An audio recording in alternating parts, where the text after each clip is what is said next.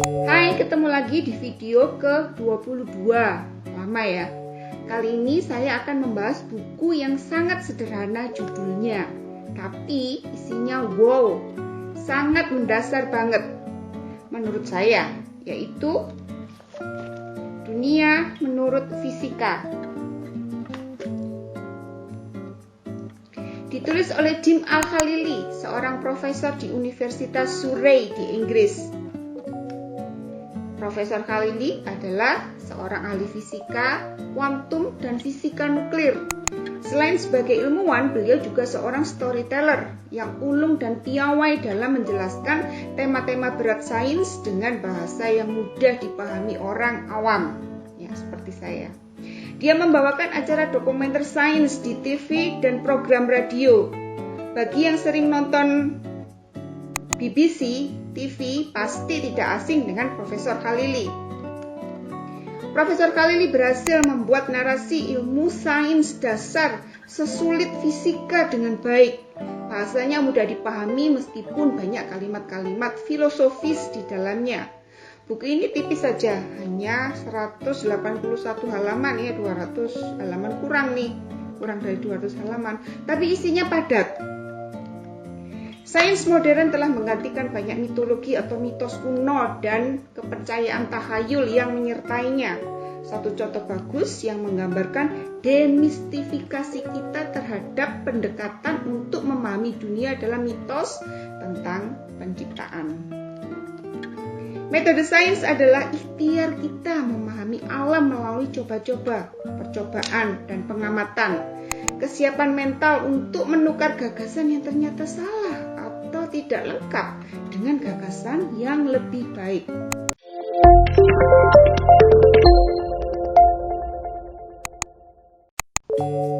Ada satu perbedaan mencolok antara sains dengan disiplin ilmu lain.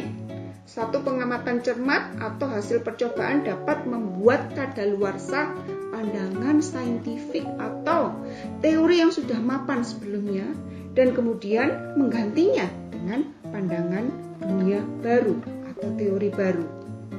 Ketika suatu penemuan sains yang penting yang mengubah cara pandang kita terhadap dunia baru saja ditemukan, tidak semua saintis akan percaya begitu saja, tapi itu adalah masalah mereka.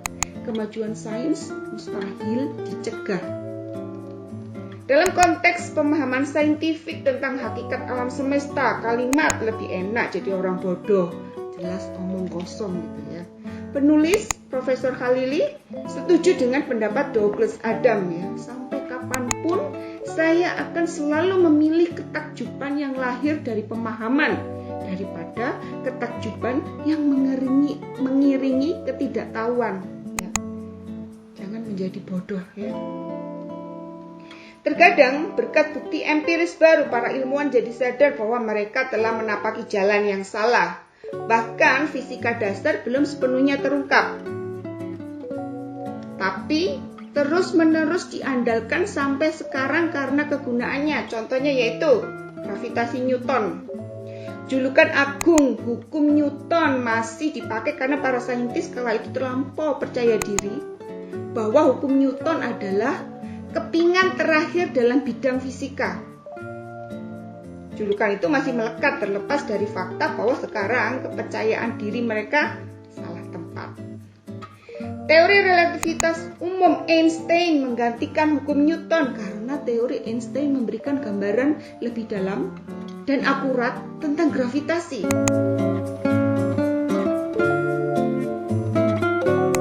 Demikian kita masih menggunakan persamaan Newton untuk menghitung lintasan penerbangan misi antariksa ya. Jadi masih dipakai sampai sekarang.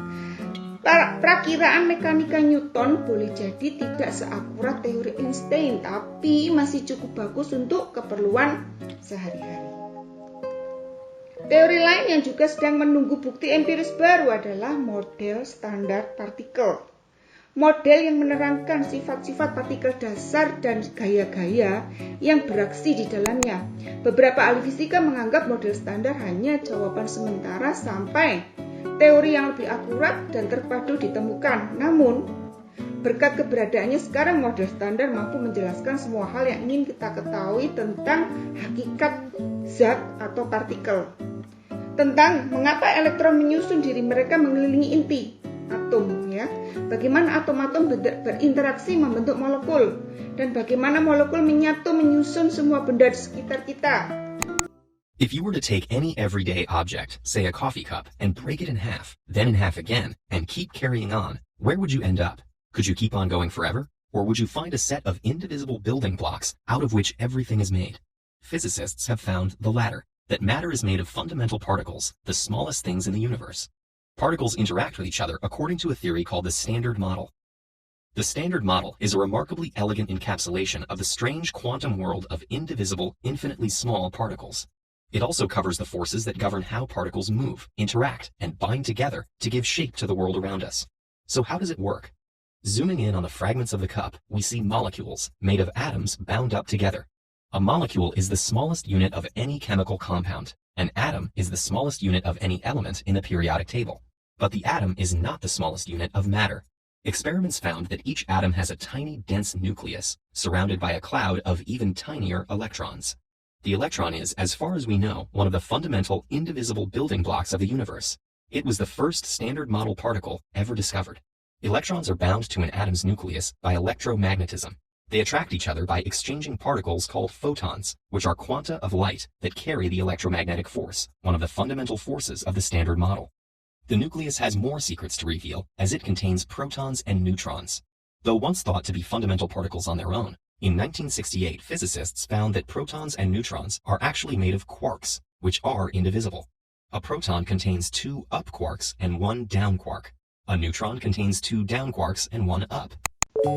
Dalam perkembangan selanjutnya, model standar partikel tidak bisa lagi dijadikan tolok ukur karena tidak bisa menjelaskan tentang eksistensi dark matter dan dark energy, yang justru merupakan bagian terbesar alam semesta. Ini masih jadi teka-teki para ahli fisika, ya, dark matter dan dark energy. Tak seperti disiplin ilmu lain, sumber kemajuan fisika adalah kesinambungan antara teori dan percobaan. Teori yang baik adalah yang bisa memprediksi hal yang bisa diuji di laboratorium. Tapi jika hasil percobaan bertentangan dengan teori, maka teori tersebut harus dimodifikasi atau disingkirkan. Sebaliknya, percobaan laboratorium menguak keberadaan fenomena asing yang membutuhkan pengembangan teoritis. Kerjasama yang sangat indah dan tidak ada di disiplin ilmu lain. Profesor Khalili membuat 2 kriteria untuk peneliti ahli fisika teori, yaitu 1, ahli fisika tiang lampu, ya, dan kedua, ahli fisika penyelidik dalam gelap. Apa itu? Oke. Bagaimana kriterianya? Profesor Khalili memberi analogi sebagai berikut. Bayangkan Anda berjalan menuju rumah di tengah malam yang gelap tanpa sinar. Terus kemudian Anda menyadari kunci rumah terjatuh di tengah jalan. Anda yakin kunci itu pasti terjatuh di sepanjang trotoar yang Anda lalui, sehingga Anda menelusuri balik. Nah, apakah Anda hanya akan mencari di trotoar sekitar tiang lampu saja? Atau Anda justru meraba di sekitar area gelap, di antara tiang-tiang lampu yang tidak terkena sinar lampu? Kunci mungkin ditemukan di situ. Pertama, bermain aman, ya. Pertama tadi, ahli fisika yang bermain aman, ya. Dia mengembangkan teori yang bisa diuji lewat percobaan. Mereka mencari di tempat yang mampu mereka lihat. Mereka cenderung kurang ambisius untuk membuahkan gagasan-gagasan otentik, tapi memiliki tingkat keberhasilan lebih tinggi dalam memajukan ilmu. Nah, sebaliknya, para penyelidik dalam gelap tadi, yang kriteria kedua adalah instan yang menghasilkan gagasan-gagasan yang sungguh otentik, ya, dan spekulatif sampai sulit diuji, nggak bisa diuji. Tingkat keberhasilannya lebih rendah, tapi jika teori ilmu benar, imbasnya jauh lebih besar, ya.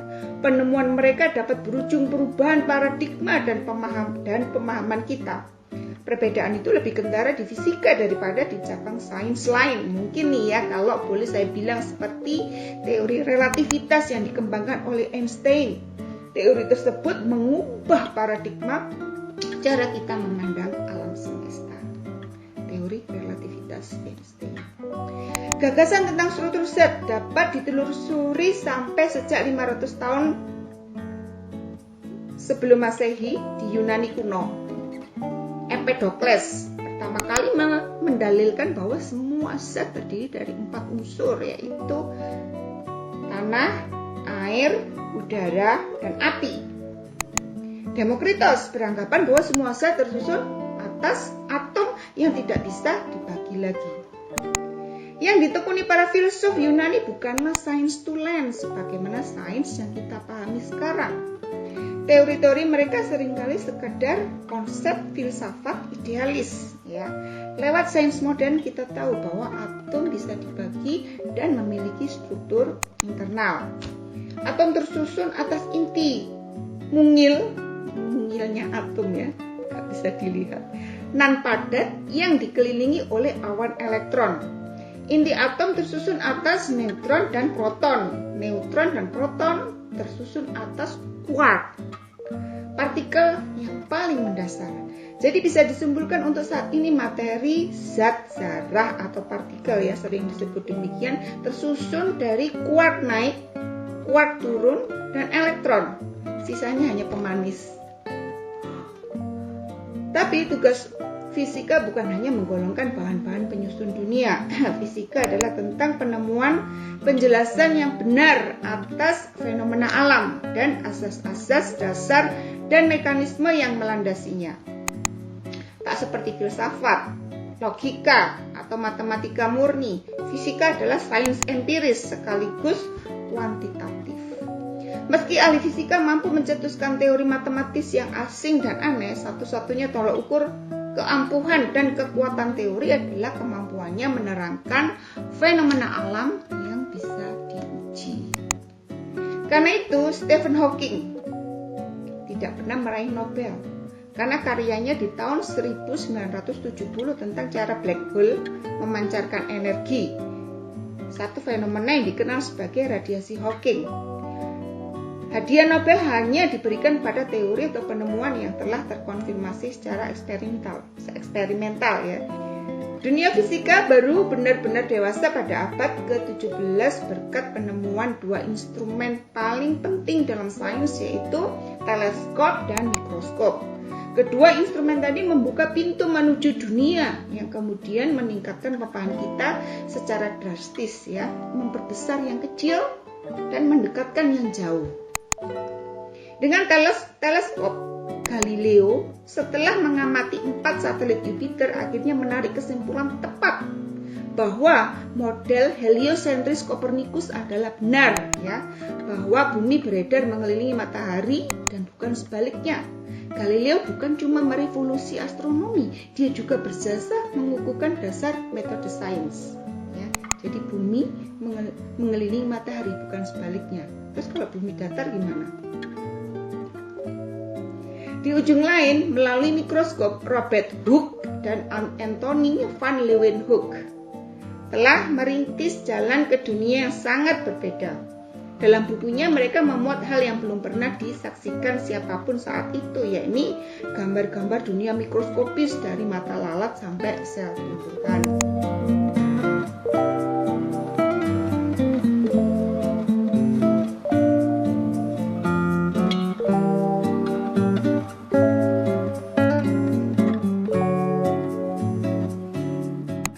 Dari dunia makrokosmos hingga dunia mikrokosmos telah dijelajahi oleh fisika.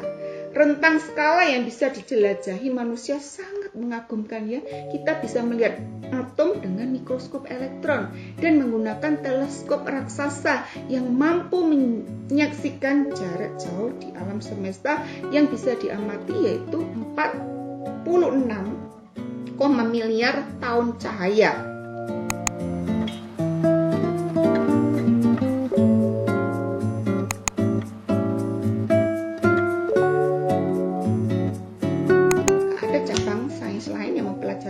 Semasif itu. Fisika bukan cuma merangkul rentang skala panjang, kita juga mampu mengukur waktu dari sepersekian kedipan mata. Pengukuran waktu terpendek yang sudah dilakukan di bidang fisika nuklir ketika dua inti berat bergabung. Proses kuantum itu memakan waktu kurang dari 1 zeptodetik atau 10 pangkat minus 21 detik. Bayangin, bisa membayangkan ya. Di skala makrokosmos, planet, bintang, dan galaksi gravitasi mendominasi segalanya. Gravitasi mengendalikan struktur kosmos. Namun sejauh yang bisa dideteksi ilmuwan, gravitasi tidak berperan sama sekali di skala atomik. Hukum-hukum fisika yang menerangkan keseharian kita yang dikenal sebagai fisika klasik gagal bekerja di tataran skala atom, tempat aturan mekanika kuantum berlaku. Ya.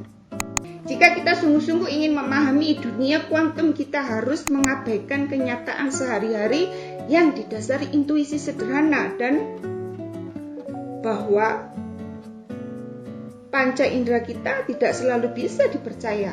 Profesor Khalili meringkas pengetahuan akan alam semesta menjadi 3 tonggak utama, yaitu 3 ya. Oke. Ruang dan waktu, mekanika kuantum, dan termodinamika dan panah waktu. Yaitu adalah 3 tonggak atau 3 pilar fisika. Oke. Waktu ala Newton adalah mutlak, tak pernah berhenti, mengalir dengan laju konstan seolah-olah arloji kosmik khayal berdetak setiap detik, jam, hari, dan tahun, mandiri dari segala peristiwa dan proses yang terjadi di ruang. Lalu pada tahun 1905, Einstein meruntuhkan dunia ala Newton. Menurut teori relativitas khusus Einstein, waktu tidak mutlak, tak berjalan dengan laju yang sama bagi semua orang. Profesor Khalili memberikan beberapa analogi di buku ini tentang teori relativitas khusus ya. Tapi hanya satu yang bisa saya pahami, maafkan. Ada beberapa, tapi hanya satu ya, akan saya jelaskan. Oke, bayangkan 2 orang yang sedang bergerak. Orang pertama di bumi, ada 2 orang ya. Orang pertama di bumi, orang kedua melayang di ruang angkasa. Arloji, mereka sama-sama pakai arloji ya. Arloji mereka tidak akan berdetak seirama ya. Ya kan? Pasti Anda akan, kok bisa? Arloji orang pertama yang berada di bumi tadi akan berdetak lebih lambat. Ya, karena terletak lebih dekat dengan pusat gravitasi bumi. Tempat dengan banyak kelengkungan ruang waktu. Loh, kok bisa? Nah, ini telan aja dulu ya. Jangan didebat. Nanti akan saya jelaskan perlahan.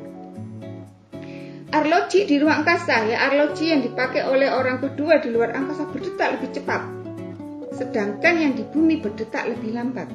Gravitasi memperlambat waktu. Waktu sangat dipengaruhi oleh gravitasi. Gravitasi melengkungkan ruangan. Bisa ya. Profesor Khalili menjelaskan benda jatuh ke tanah adalah karena benda selalu bergerak ke tempat waktu berjalan paling lambat. Ya, semakin dekat ke inti bumi, waktu berjalan paling lambat. Karena apa? Karena waktunya melengkung, sangat melengkung gitu ya. Benda itu berupaya menua perlahan, ya, menghindari penuaan. Ternyata alasan yang menakjubkan bukan? Saya juga baru tahu, wow, ternyata alasannya itu. Kita semua ya makhluk hidup, makhluk tak hidup ternyata berupaya untuk mencegah penuaan, ya, menua perlahan, gitu. Jangan cepat-cepat. Alasan yang menakjubkan. Oke. Waktu sangat dipengaruhi oleh gravitasi. Bagaimana dengan ruang?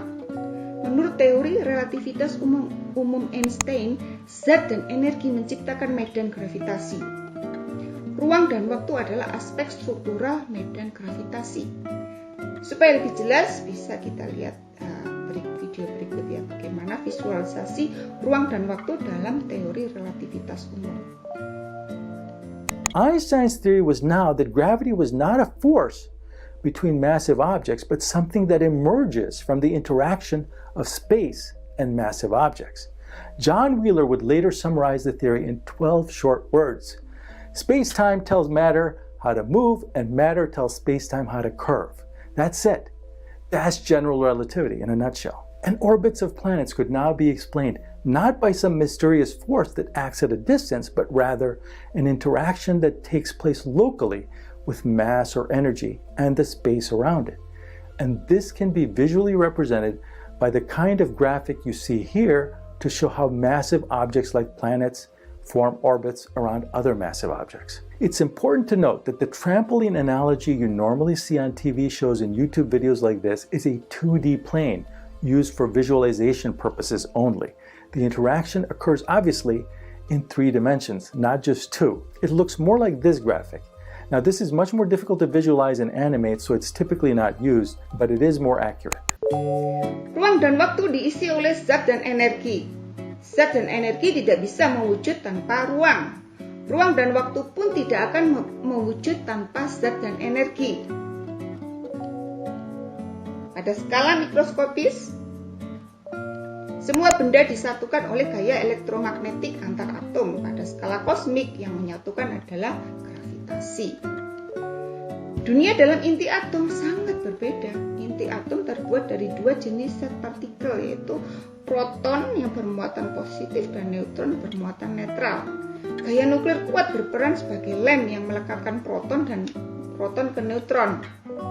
Masing-masing proton dan neutron disusun oleh 3 quark, ya, quark naik, quark turun tadi ya. Semua hal yang Anda lihat, semua benda di alam semesta ini termasuk badan kita, semua tersusun dari partikel-partikel itu tadi. Iya, kita makhluk hidup tersusun dari partikel-partikel itu tadi, atom. Ya, kita punya proton, kita punya neutron, dan punya elektron. Jadi apa bedanya kita dengan benda mati? Setelah sedikit penjelasan tentang zat partikel, sekarang kita siap masuk ke dunia mikrokosmos, ya, dunia renik yang tidak dapat dijelaskan oleh teori relativitas Einstein. Dunia submikroskopis sampai skala atom atau lebih kecil lagi, ya, berperilaku sangat berbeda dengan dunia keseharian kita. Jika kita berniat mempelajari partikel di skala kuantum, kita harus melupakan mekanika Newton, lalu menggunakan mekanika kuantum yang sangat berbeda. Iya, untuk memahami dunia kuantum, Anda harus meninggalkan logika keseharian, ya, kehidupan sehari-hari, logika di situ disingkirkan dulu, masuk ke logika dunia kuantum. Oke, mekanika kuantum dipandang sebagai teori sains paling memesona sekaligus paling membingungkan, ya, dan paling membuat frustrasi yang pernah ditemukan oleh manusia. Ada permintaan dari subscriber channel saya, dia meminta saya untuk menjelaskan mekanika kuantum. PR yang sungguh berat. Ada 2 video eksperimen, ya, sederhana tentang misteri kunci mekanika kuantum yang berhasil saya pahami sedikit, ya. Nanti bisa dilihat, itu dari kompilasi dari video-video yang saya tonton saking banyaknya, kemudian saya pilih 2 yang representatif, kira-kira bisa dipahami oleh orang awam, ya. Yang pertama adalah eksperimen celah ganda atau double slit.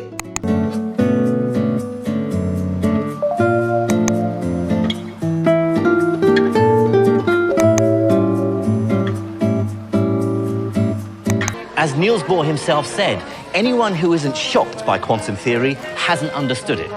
So, viewers, I'm going to take our tiny electron and use it to delve deep into the heart of reality.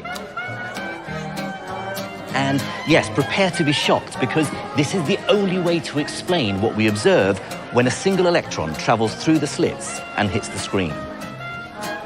Quantum mechanics says this: we can't describe what's traveling as a physical object.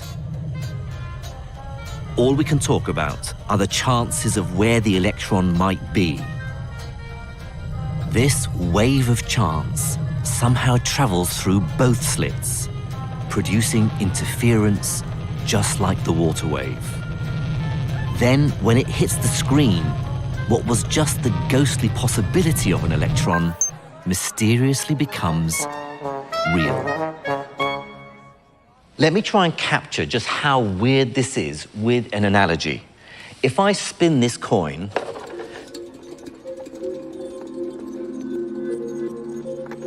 then all the time it's spinning, it's a blur. I can't tell if it's heads or tails. But if I stop it, I force it to decide, and it's heads. So before, it was sort of not heads or tails, but a mixture of both. But as soon as I've stopped it, I've forced it to make up its mind. This is what Bohr and his supporters claimed was happening with our electrons. In a sense, as it spins, the coin is both heads and tails. Similarly, the electron's wave of chance passes through both slits, two paths at the same time. Our coin then stops at heads.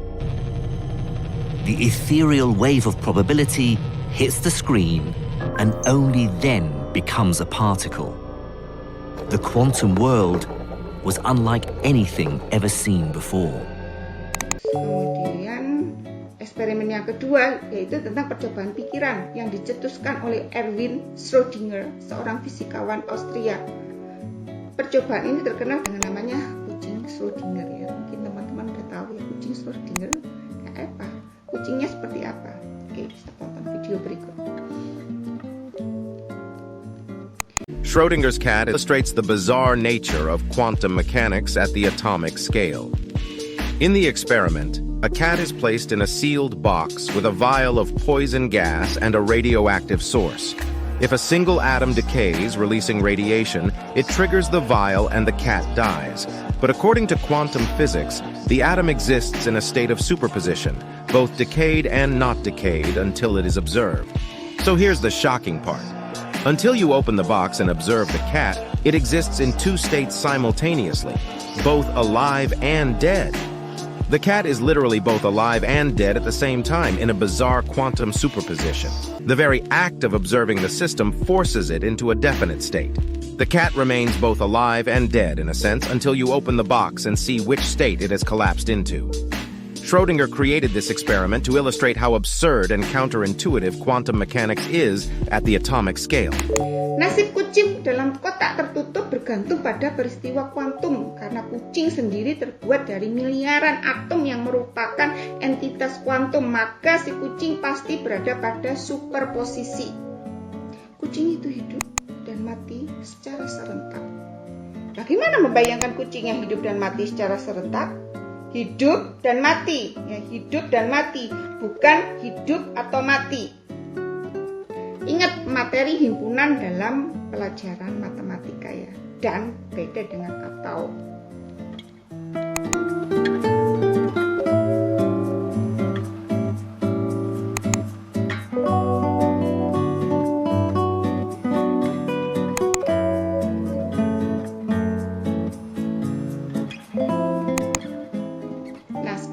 Berpikir dalam dunia kuantum, kucing berada dalam posisi hidup dan mati dalam waktu yang bersamaan, sama dengan posisi elektron ketika ditembakkan dalam celah ganda tadi. Elektron melewati dua celah sekaligus. Ini ada celah dua sekaligus, padahal elektronnya cuma satu. Dia bisa masuk ke sini, masuk ke sini. Terus sebenarnya dia ada di mana? Oke. Itu adalah paradoks dunia kuantum. Selanjutnya kita akan maju ke tafsir banyak dunia atau yang disebut many world atau multiverse ya. Penganut tafsir banyak dunia mekanika kuantum percaya bahwa paradoks ini memiliki solusi apik dan sederhana. Saya punya buku yang menjelaskan tentang many world multiverse ya, disusun oleh Profesor Sean Carroll. Dia termasuk penganut fansnya tafsir banyak dunia, dunianya banyak. Mereka berpendapat bahwa terdapat dua realitas paralel masing-masing mewujudkan satu skenario yang kita dapati ketika kita membuka kotak kucing tadi ya, kucing Schrödinger tadi mencerminkan realitas dunia kita berada. Jadi ada dua realitas paralel, semuanya ini terjadi.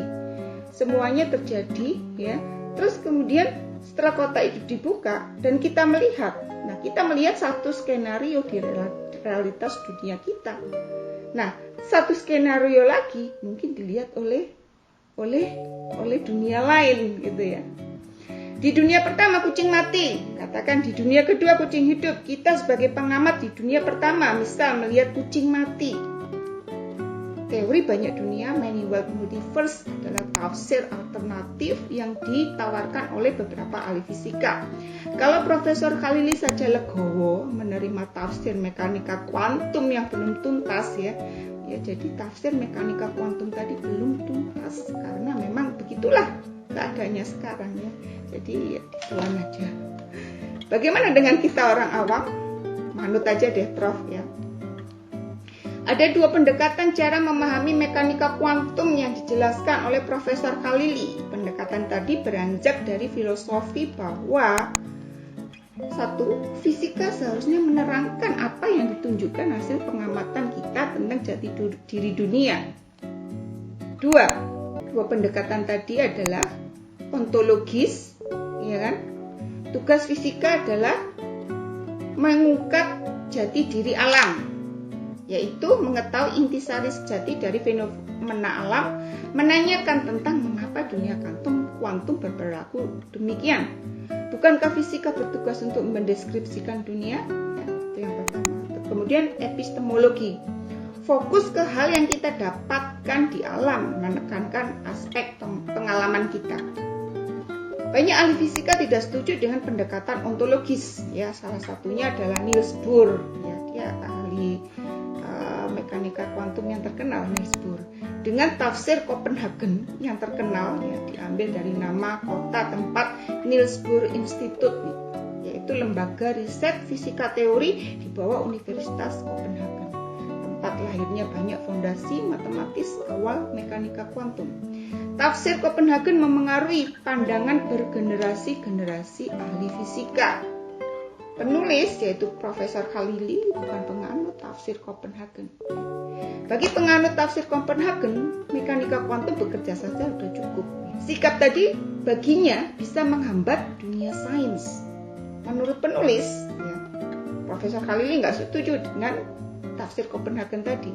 Menurut penulis, Profesor Khalili menafsirkan suatu teori secara saklek hanya karena teorinya bekerja adalah kemalasan intelektual yang tidak sesuai dengan semangat sejati fisika.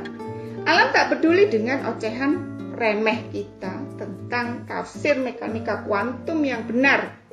Alam terus melangkah sebagaimana seharusnya dan mewujud tanpa tergantung indera kita. Jika kita sulit sependapat tentang cara dunia kuantum berperilaku, maka itu adalah masalah kita, bukan masalah alam, bukan masalah alam semesta.